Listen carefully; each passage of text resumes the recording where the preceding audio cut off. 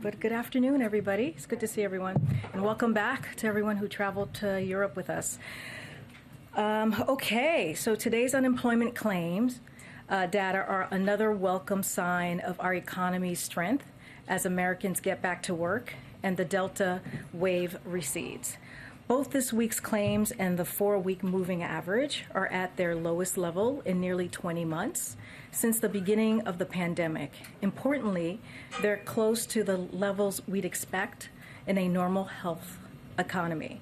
It's important to step back and consider the progress we've made. The week President Biden took office, more than 800,000 Americans filed for unemployment. This week, we're below 270,000, and the less volatile moving average has declined by over 60% since the inauguration. We're coming out of an unprecedented pandemic, and we knew the recovery wouldn't proceed on a straight line. But thanks to the president's success in getting Americans vaccinated and getting economic support to the middle class, we've created nearly 5 million jobs. Unemployment is below 5%, and we returned to the pre-pandemic size of our economy faster than our global peers.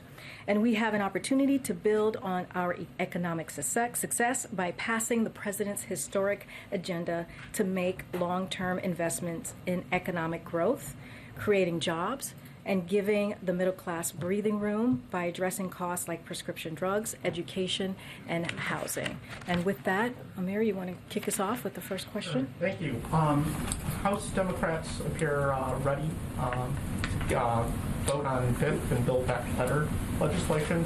Some centrist House Democrats have demanded that the legislation receive an official cost analysis before the House takes it up for a vote. Does the White House think it's wise to move forward with a vote before members have a firm understanding of what's in it and how it will be paid for? And on the flip side of that, considering this week and what voters have said, do you really need to do this now? First of all, the president has been very clear. He wants to get this moving. There's an urgency, along with the members of both chambers have been very clear on getting this done, making sure that we're giving relief to the middle class, that economic release that they so deserve. And so this Build Back Better agenda, along with the bipartisan infrastructure bill, as we have said, is transformational and it's historic, and it's important to get this done. And so the president is going to continue to work with members in Congress to make that happen. Look, the Build Back Better Act is paid for by having big corporations and the wealthiest taxpayer pay their fair share. The Treasury posted a blog this morning detailing estimates from the administration and the JCT, which is the Joint Committee on Taxation, that came out earlier this morning, where it actually released the top line of what it's going to look like. But I do want to make clear that the JCT, the Joint Committee on Taxation estimate, does not include a number of important sources through which revenue is gained and money is saved, especially the increased IRS enforcement to crack down on wealthy tax cheats and the savings to taxpayers from giving Medicare the power to negotiate down the price of prescription drugs with pharmaceutical companies. Those categories are scored by the CBO, not JCT. So the JCT went first, and then we'll see from the CBO. So we did put out an estimate, like I just said, the blog that the Treasury put out, and so we are ready. We are ready to continue to work as we have been with members to get this done and work with leadership. Sort of asked by some of the moderates to give us a little time to read what's in this bill. I mean, we've been pretty clear. We put out our frame. The president put out his framework, I think about a week ago, almost a week from tomorrow, that laid out the components, very popular components, as we've talked about, for this kind of transformational historical change, this investment that is so needed. And in that framework, it had the back and forth that he was having, those conversations that he was having with members of Congress, that included what he thought would get the 50 votes in the Senate, would get the support in the House. So it's out there, and the Speaker has been working on this bill. There's language on this bill. We put out, as I just mentioned, a blog from the Treasury, put out what how this would be paid for, the revenue that it would raise, and so I think we're in a good place to move forward, and we'll continue to have the conversations. The White House had put out that the president had made some calls, congratulatory and conciliatory, several Democrats. I was wondering, has the president had a chance to speak to the governor-elect of Virginia yet? And if not, does he plan to do that? So they have not spoken, but the president congratulates Governor-elect Youngkin on his win. Obviously, the president campaigned for his friend Terry McAuliffe. As he mentioned yesterday, you heard directly from him about having that conversation and would have preferred a different outcome. But the will of the people is clear, and the president has always believed in working across party lines for the good of the American families, and he looks forward to doing that with Governor-elect Youngkin.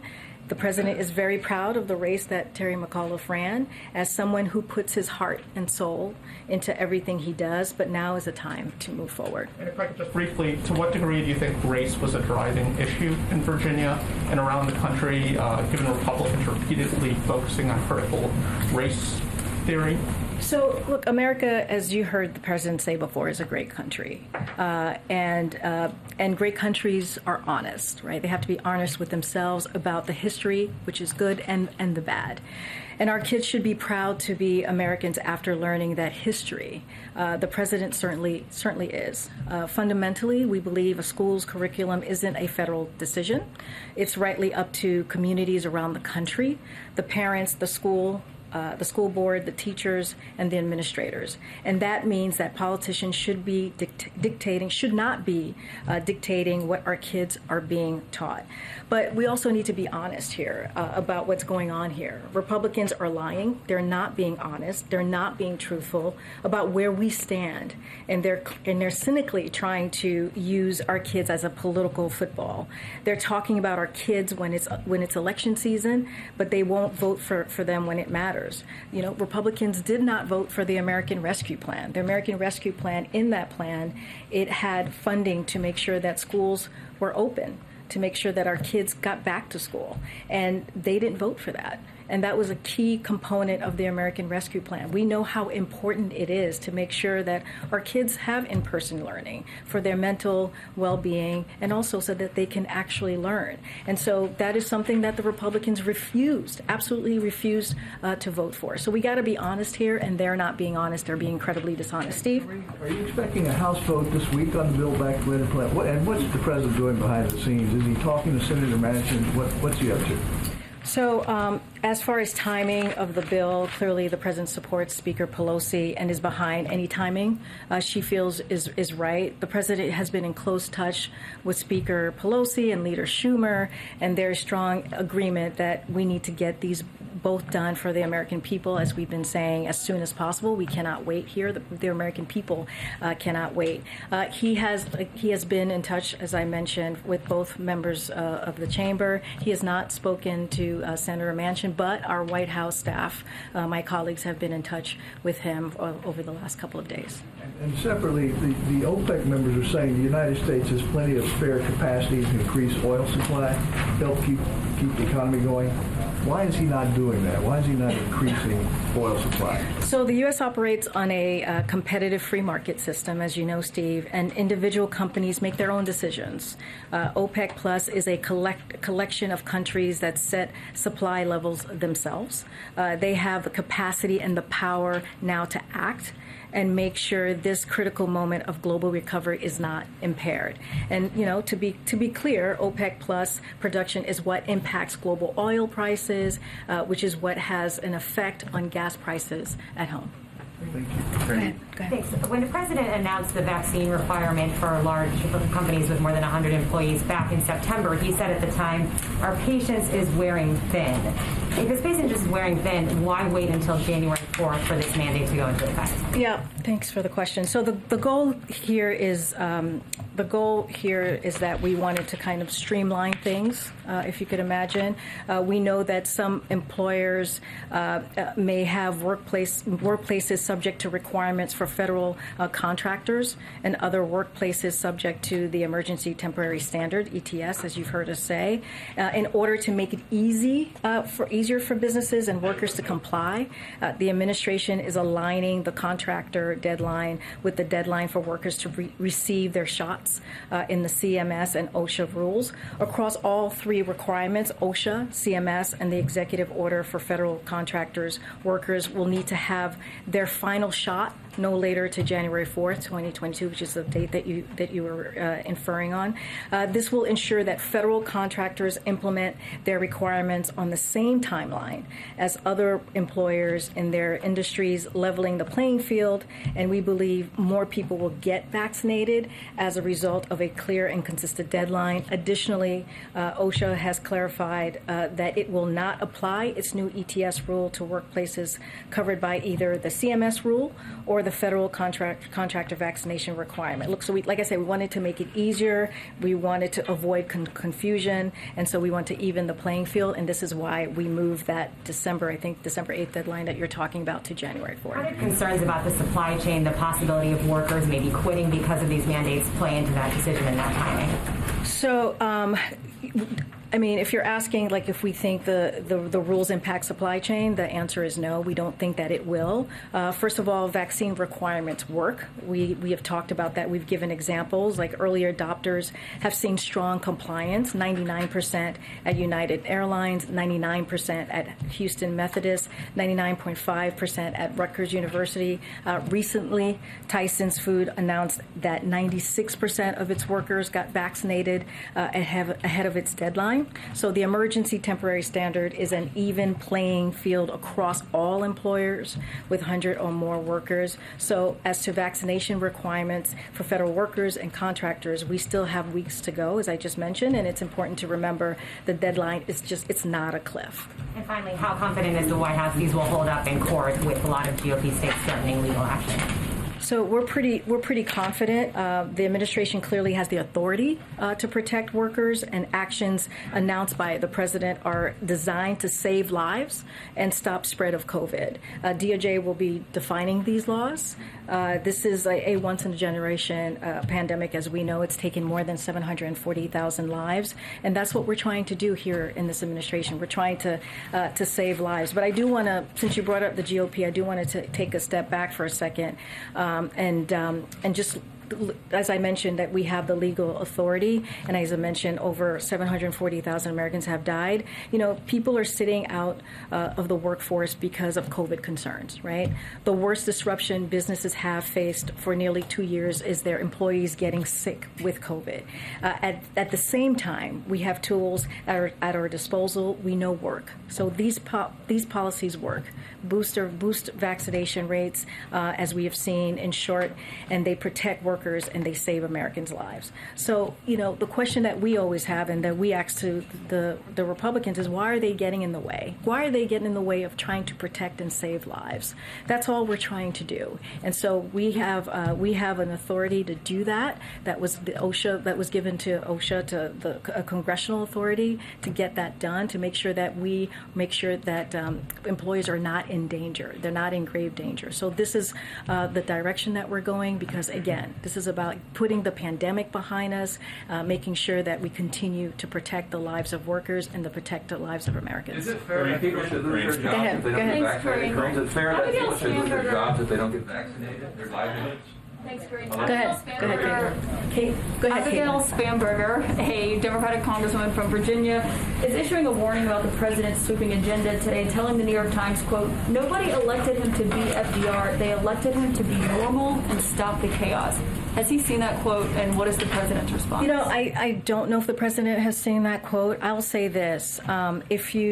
It's been reported the way that we see it, one of the best arguments for the Build Back Better Act is that 17 Nobel Prize winners in economics agree that it will reduce inflationary pressures. I mean, that is incredibly important, especially in the moment that we are currently dealing with this pandemic and trying to get this on the other side of that. The Wall Street Analytics from Moody's said the same, and they just put out another analysis today with the Build Back Better framework that the president put out. And so, again, Build Back Better, as we have said, is fully paid for and will even reduce the deficit over the long term. So we cannot wait. We have to move forward. We have to get this done for the American people. We have to make sure that we invest in our infrastructure. We have to ensure we invest in our human infrastructure, as we like to say it. And we're talking about childcare. There are parents out there who are paying way too much out of their paycheck for childcare. So this makes sure that parents don't pay more than 7%. We're talking about middle-class tax cut. When you look at the child tax credit, which has cut child poverty by 50%. That's what we're talking about. Universal pre-K. This is incredibly important and popular with the American public. With this quote, she seems to be saying the president is trying to do too much, too fast, and has an agenda that is bigger than what voters wanted the president to do and why they put him in office. Does he agree with that? Did Tuesday night reaffirm that? I'll say this. The president has been talking about his Build Back Better agenda for over a year. 81 million people voted almost a year ago to put this president where he is right now, to make sure that we deliver for the American public. So this was out there over a year ago. So, we're trying to make sure, the president is trying to make sure that we continue the investment that we started with the American Rescue Plan. We are in the middle of a pandemic, where millions of people have left the workforce, including women. Where we need to make sure that we have, again, childcare. We need to make sure that we do this historical investment, and also climate change. Do historical investment in really tackling the climate change. So this is not too much. This is what needs to happen, and it should have happened decades ago. It's been some time since we actually invested in our country and invested in the American public. And just a quick follow on the CBO score question that moderate House Democrats are saying they'd like to see that before they can commit to voting for this legislation. Are you saying that the president does not agree that they need to see the CBO score, since you're citing this Treasury assessment? No, that's not what I'm saying. I'm just saying that we are doing our due diligence. We put out our numbers through the Treasury blog, to make sure that people are aware of, the revenue and how much this is going to raise. And so we think that's important. So we're taking those steps as well. The JCT is what I was just talking about. That's one part. CBO will be next. I don't know the timing. That's something that happens on the House. But here on our end, we're trying to make sure that we put out as much information as we can and be as transparent as we can be. Okay. Last quick question on the president's schedule. Will he stay in town this weekend if they have not passed these two bills yet and are still working on it? I can't speak to the president's schedule at this time. Karine. Go ahead. Back to Steve's question of what he's doing today on this. Has he spoken with lawmakers? Is he speaking with any specific lawmakers, if not Joe Manchin? So he's continuing to talk to members in Congress today, as he has been since he arrived from Europe. That is going to be a continuing process that he'll be doing. I do not have any calls to predict for you at this time. As you know, we keep calls private between the president and the members that he's calling. The Moody's report that you guys are using to point out that economists are backing up your claims that it's all paid for and that it'll help pay down inflation also makes an interesting point about, it says its most serious concern with the legislation is around execution risk, or that is that it is a complex piece of legislation, quote, with lots of massive moving parts. Successfully organizing them would be difficult even among the best managed private companies. Scaling up existing programs as envisioned in the legislation is one thing, standing up new programs and tax policy is another. They say later it's especially the case for much of the new policy related to addressing climate change. The last time Democrats implemented a big bill, this president had an expression for it, there were some implementation problems. What would this administration say about its preparations for implementing all this and assuring lawmakers as they prepare to vote for it and the American public that all of this will roll out as prescribed in law. Well, as you can imagine, Ed, this is incredibly important to the president, right? This is something, as I mentioned to Caitlin, that he's been working on or talking about for over a year now. And so, we're going to do everything that we can once this gets passed to make sure that is indeed implemented and that the American public gets the relief that they need. That breathing room that the president talked about yesterday and he continues to talk about. This is incredibly important. This is going to change the lives of millions of Americans. And we're going to continue to make sure that we get that implemented in a way that's effective and gets to the American public. I got one on immigration. We obtained a 9-page Homeland Security plan from July that would end the Title 42 border policy for families with children by, among other things, offering COVID-19 vaccines to all adult family members. But our reporting has found from several presidential appointees that the plan was scrapped because top White House officials, including Susan Rice, expressed concern about the political optics of unwinding this pandemic policy as the Delta variant spread. What would you say to critics of the administration's immigration policy, medical professionals who say Title 42 is junk science, even Democrats, the political considerations are guiding this administration's border policy? So I'll, as you know, when you talk about the kind of the disagreement within the administration, first, I'm not going to get into or respond to the gossip from here. That's not something that we're going to do. Every single member of this administration. Several presidential appointees. I wouldn't call it gossip. Okay, that's your opinion. But every single member of this administration, from the president on down, is committed to building a fair and orderly immigration system. That's what we are committed to doing. And in a short period of time, the Biden administration continues to make considerable progress on turning the page and undoing the chaos, the cruelty, and the misplaced priorities of the Trump administration. So our vision for immigration is rooted in ideas that work like addressing root causes, expanding refugee processing, investing in the asylum process, creating a fair and orderly pathway. The previous administration separated families and wasted tax dollars and on an ineffective wall. We have been trying to undo that. We have been trying to make sure that we do it in a moral way, in a humanitarian way, and that's going to be the focus of this administration. Political considerations are part of that. I'm just not going to speak to, like I said, we believe it's gossip, and I'm not going to speak to it. Karine? Go ahead. Thank you, Karine. I asked President Biden yesterday if he thought it would have made a difference if his spending plans had passed before Election Day. He said he's not sure, but maybe. My question is, when he went to Capitol Hill last Thursday, why didn't he call for a vote on that day when he met with House Democrats? Well, to your question about which one about the economy, it was. I'm so sorry. When he went to meet with House Democrats last week, why didn't he call for a vote on the infrastructure bill on that day? House Speaker Nancy Pelosi wanted it to happen.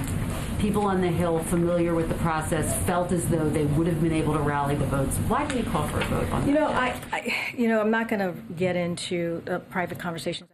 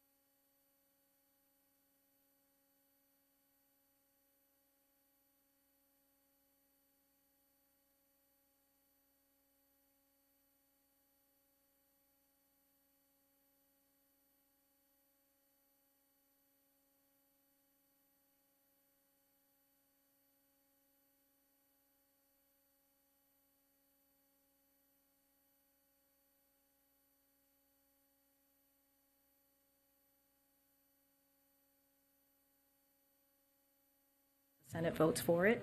This is something that he originally put in his own Build Back Better Act. And so, like I said, this is personal for him. This is incredibly important, and it's time that I think, we get in the game and getting paid leave for the American public. Karine, right here. Thank you. First on COVID. Yep. So 750,000 Americans have died of COVID-19 now. And while you guys were overseas, the intel community said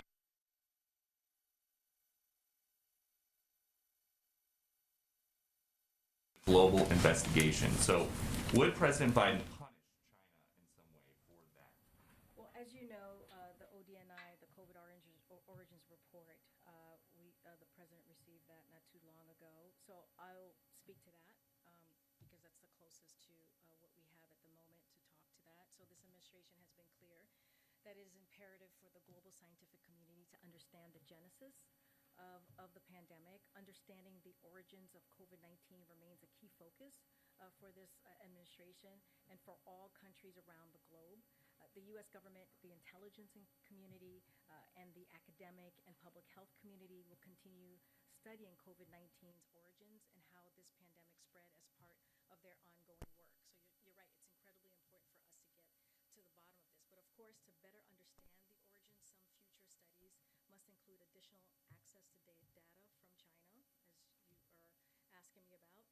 Time is of the essence for access and analysis, and we and our partners will continue to press for transparency and answers from the PRC on key outstanding questions on the origins of the pandemic and its early days in China. For any additional details and assessments, we refer you to ODNI, but we're going to continue pressing because we do have to get to the bottom of it. Okay, thank you. And then President Biden is calling these reports about the administration paying up to $450,000 to illegal immigrants who are separated from family members garbage. He says it's not going to happen. But the ACLU says that it is. So who is right? Wait, are you talking about the question you asked him yesterday? Yes. So if it saves taxpayer dollars and puts the disastrous history of the previous administration's use of zero tolerance and family separation behind us, the president is perfectly comfortable with the Department of Justice settling with the individuals and families who are currently in litigation with the U.S. government. DOJ can obviously speak more to that process. The president what he was reacting to was the dollar figure that was mentioned, that you mentioned to him yesterday. As press accounts to date indicate, there's been press accounts on this, DOJ made clear to the plaintiffs that the reported figures are higher than anywhere that a settlement can land. Again, this is something that the Department of Justice can speak to. I do not have anything more to add to this. But if he's not okay with $450,000, how much money is he okay giving these? This is Peter, this is something that the Department of Justice is going to handle. I just laid out what he was thinking and how the process was moving forward. The DOJ will talk to the specifics of this. So what changed then from yesterday? You're saying that he would be perfectly comfortable settling with these families who broke the law to come here, but yesterday he said that's not going to happen. First of all, let's remember how we got here, how we got to a place where we're dealing with families being separated. This is coming from the last administration, cruel, inhuman, immoral policies against just people. It's separating children from their families, 18-month-olds, 2-year-olds, 5-year-olds from their families. That's how we got here, is because of the last administration. This is what we're trying to deal with here in this administration. So let's be very clear of how we got here and what's happening. Anything else that you would like to know about this, again, I'll send you to the Department of Justice. I can't speak to any more specifics on this. Okay, thank you. Go ahead, Gigi. Thank you. Another question on oil, please. Given the administration has gotten a pretty clear rebuff from OPEC on the president's calls to increase oil outputs, will the administration commit to an SPR release, a strategic petroleum release? And if not, will oil prices just go higher? So I'll say I'll say this, and you've heard Jen say it behind this podium. We are not a party of OPEC plus, and ultimately it will make its own decision. As you remember, we engaged with relevant OPEC plus members a few months ago as well, urging a compromise solution to allow proposed production increases to move forward, which they did, but more can be done. Now is the time for majority country producers to stabilize energy prices and ensure high prices do not hamstring the current global economic recovery. As we have said, we've been in conversation with energy consumer countries, and we will consider the full range of tools at our disposal to bolster resilience and public confidence. Does that include the SPR relief? I don't have anything specifics, but we are going to use every tool at our disposal to make sure that we address this. And does this show the limits of American influence on some of the U.S. allies? Because obviously the administration put a lot of pressure on some of these oil-producing countries, Saudi Arabia, the UAE, Kuwait. Does this show some of the limits of the U.S. influence? I mean, I wouldn't characterize it that way, but we're going to continue to, continue to work on this. This is not the end, and have the conversations. Trying to follow up. Thanks, Karine. Senator Manchin says the United States is not a left or center-left country. He said on CNN that the country is either in the center or center-right, and that fact needs to be, or that assessment needs to be taken into consideration. Does the president agree with that? And where does the president see the country? Does the president see it as a center-left, left, center-right? I'll tell you this: the president believes he's the president for all Americans. You've heard him say that. He's not a president for only Democrats, and he's not a president for only Republicans. He's a president for the American public. The president sees this when you think about his economic policy, something that he has been talking about for some time. He sees this as not leaving anybody behind. And this is what's been happening for years and years and years. And what we have seen these last 18 months is how stark it is. How much that the everyday people have been hurt by this pandemic and have been left behind in losing their jobs and not having a cushion.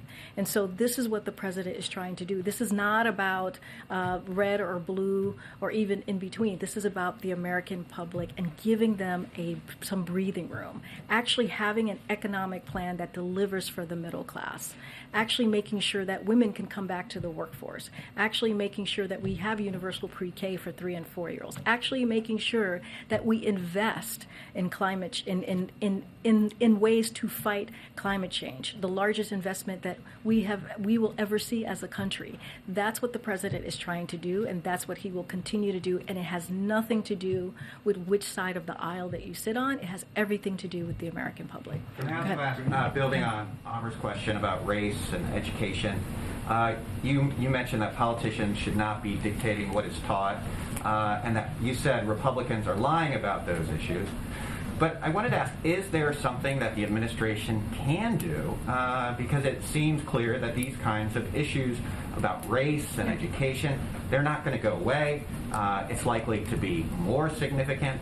And is the administration talking and thinking about ways to address this?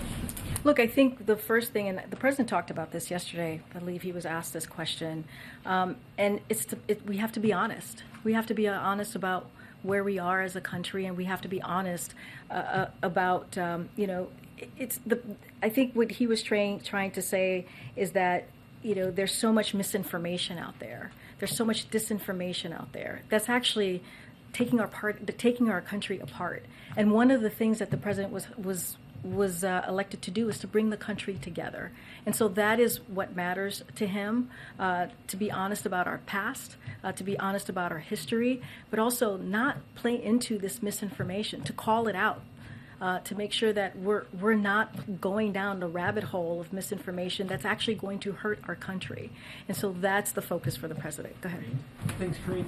Yesterday the president said, and as others have asked, that it was important to move forward after Tuesday's elections to pass both pieces of legislation, but also conceded that he wasn't sure passing that would then have won the Virginia election, or Democrats would have performed better. Looking forward, the White House has said that is its focus is passing these pieces of legislation. Are there other strategic steps or new steps the White House is going to take to try to address some of the concerns that were clearly raised by voters in Virginia, New Jersey, and other states around the country, or does the White House feel that passing those two are sufficient to try to make up some of the So I think what the president was trying to say is that the voters are tired of the inaction that they're seeing and want us to get things done. And I think that's what he is trying to say. And so the president agrees, which is why he has been calling for Congress to vote on these pieces of his economic policy. But I do want to say one more thing is that, we all know that no election determines the outcome of future elections, that the midterms will be determined by voters in 2022, and this one election is determined by voters in 2021. And the midterms are still a year away. And a lot could happen over the next weeks and months, which is what we're focused on, right? This is why we're trying to move forward with the Build Back Better agenda, the bipartisan infrastructure bill. And let me remind you and remind us is that poll after poll showed us that the components of the bipartisan infrastructure deal and the Build Back Better framework are very popular. American families want historic investments in infrastructure, in care, in competitiveness, and addressing the climate crisis. This is something that they want to see happen. And so this is what we're going to continue to do, and we're going to make sure that we move forward to do that. And just to follow up on that, polls also show Joe Biden's approval rating plummeting, and also that most voters don't necessarily know what is in this package, maybe when you tell them explicitly. But then, so two things. One, what does the White House make of the polls showing that those same polls, that Joe Biden's overall approval rating going down? And then two, does the White House have a more robust strategy to try to reframe the narrative about what's in this bill, as most of the discourse is around what's being left out of the bill? Yeah, so the president spoke to this at his press conference in Rome on Sunday. He was asked a question about the poll, and he basically said that's not his focus right now. His focus is to get things done for the American public, but he also acknowledged that people are tired right now, right? They've been dealing with COVID-19 for the past 18 months. It's exhausting. And there are things that we're still trying to figure out as we're restarting the economy, like Americans are trying to figure out, right? Which is why we're talking about childcare, right? This is something that was critical and key for many families, which is why the child tax credit is so important, which was in the American Rescue Plan, which has given the middle class families that extra boost. Again, cut poverty by 50%. And so the president came here with multiple crises: COVID, the economy, the climate change, dealing with race in America. Those are the things that he said himself were crises that we all had to deal with coming into the administration. And so he has been focused on COVID, making sure that we're getting shots in arms. Now we're seeing up close to 80% of Americans have at least one shot in arms, in their arm, which when we started in the administration was about 5%. So we are moving forward in that direction. The economy, we're starting that back up. We still have work to do, but we are starting that back up because of the American Rescue Plan. So we still have work to do, but in the last 9 months, we've accomplished a lot. I just gave a rundown of the unemployment benefits and where we are today, and how much we've moved forward, like where we are with our numbers, where we were 20 months ago, the pre-pandemic. That's where we are today. That is a huge movement. And so we're going to continue to do our work. We're going to focus on that, and we're going to get his economic policies passed. That's all. On the OSHA rule, what is the threshold in order for a private business to be fined? I'm still unclear on that. How many violations can a business how many times can they violate this rule in order for them to actually be fined? And then secondly, has the White House been reaching out as well, I don't know, in the past couple of days, today, to governors as well, either encouraging them to implement their own mandates or on implementation of this mandate? And then just one on immigration after that. Gotcha. So the goal here is compliance, and the administration and OSHA are going to do everything we can to maximize compliance. So that's going to be our focus. The vast majority of employers, as they do every day with other workplace safety requirements, will voluntarily comply without ever being inspected. However, if needed, OSHA can assess fines of $13,600 per violation. OSHA can fine an additional $13,600 per day that an employer does not abate the violation.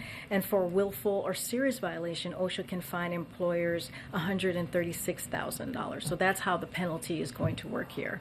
And as you can imagine, we have our Office of Intergovernmental Affairs, we have the COVID team, and they are constantly talking to governors on an array of issues, and we'll continue to do that. On the president's comment yesterday in terms of financial compensation to families that were separated at the border, so you just said that his main kind of objection was to the amount of money, but you said that he would be okay if DOJ, works it out and reaches a settlement. He would trust that DOJ process. Would he be okay if that settlement also included a pathway to citizenship or any immigration relief for those parents? I'm not going to get ahead of this, so I would point you to the Department of Justice. I just laid out what he was thinking when he was asked that question by Peter, and tried to give some kind of some thoughts there. I don't have anything more to add. But if you're able to say publicly that he would object to that $450,000, I guess my question is, if DOJ goes through their independent process, finalizes a settlement that includes a pathway to citizenship, would he object to that? So DOJ made clear to the plaintiffs that the reported figures are higher than anywhere that this settlement can land. Like, that's what DOJ said today. And so, like I said, again, the Department of Justice can speak to the process. Okay. Yeah, Karine, thanks. You've been asked a couple of times about critical race theory. Does the White House believe Republicans had success in Tuesday's election in part because of their messaging on critical race theory? Was that one of the major reasons for why they had a good night, Democrats had losses? Or does the White House believe that the critical race theory issue and the messaging was not a major factor in what you saw Tuesday? So I used to play political pundit on TV. I'm not going to do that here. And so I'll leave all of kind of the thinking and the speculation on the races on Tuesday to all of you and to the political pundits, but that's not something I'm going to do from here. Follow on critical race theory. Karine, Virginia, in part, he did win because of critical race theory. And I know you don't want to go down the rabbit hole, but many Republican strategists are saying that this was a successful strategy, and they're intending to use it in other elections and campaigns. This president is the head of the party. How does he plan to combat this? We saw Donald Trump won with misinformation and lack of truth. You talk about facts and truth. How does this administration plan to go against that, to combat against that? No, thank you for the question, April, and you're correct. I'm not going to go into any type of political analysis from here. But, I just want to be really clear. Like, the President Biden ran on bringing Americans together. He ran on respecting the fundamental human dignity of every person. And that means addressing barriers that are holding Americans back. And it means people should be treated equally and judged by the context of their character instead of the color of their skin. And so that is something that the president truly believes. And, April, he talked about this yesterday as well. If you look at his view, and these are his words, his view on criminal justice, his view on, if you look at the policies that he's put forth, the American Rescue Plan, the economic policy, even the COVID response, they've had equity at the center of everything that he has done. And so this is incredibly important as I talk about the economic policy and not leaving anybody behind. And I think we believe that's why it's so important to move forward with the Build Back Better Act and also the bipartisan infrastructure, because that is going to really have an economic effect on everyone and make sure no one is left behind. So that is the message that he's moving forward with. That's how he's going to bring the country together, and that's his focus. A few weeks ago, first black woman to be Secretary of State, Condoleezza Rice, talked about not wanting to hurt white people, white children, because of facts, critical race theory. facts, truth hurts sometimes. But what did the president say about that? Did he respond or think anything about what she said? She has a lofty perch, or had a lofty perch. And for her to say something like that, that sent a ripple effect. I do not know. I have not spoken to him about that. Look, America, and I said this earlier, America is a great country, and great countries, in order to be a great country, you have to be honest with themselves, right? About this country, the good and the bad. That is important and that is critical. And he believes that our kids should be proud to be Americans after learning that history. And the president certainly believes that. And so, we should be honest as we publicly debate these issues and as we teach our history. That's how we move forward as a nation. Thank you so much, April. Trying to follow up. Hi, I'm Alexa from the Wall Street Journal. I know you said you can't say more about the possible settlements for immigrant families, but I did want to ask, was the president briefed by DOJ about the settlement discussions, and was it appropriate for him to weigh in on a DOJ process when he's emphasized the department's independence?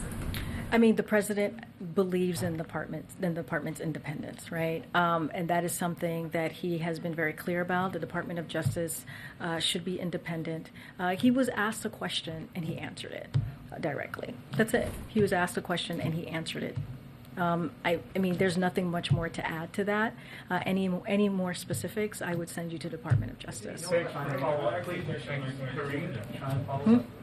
Thank you. Oh, thank you. Thanks, everybody. Thanks, Karine. Thanks, Peter. Thank you. Good to see you.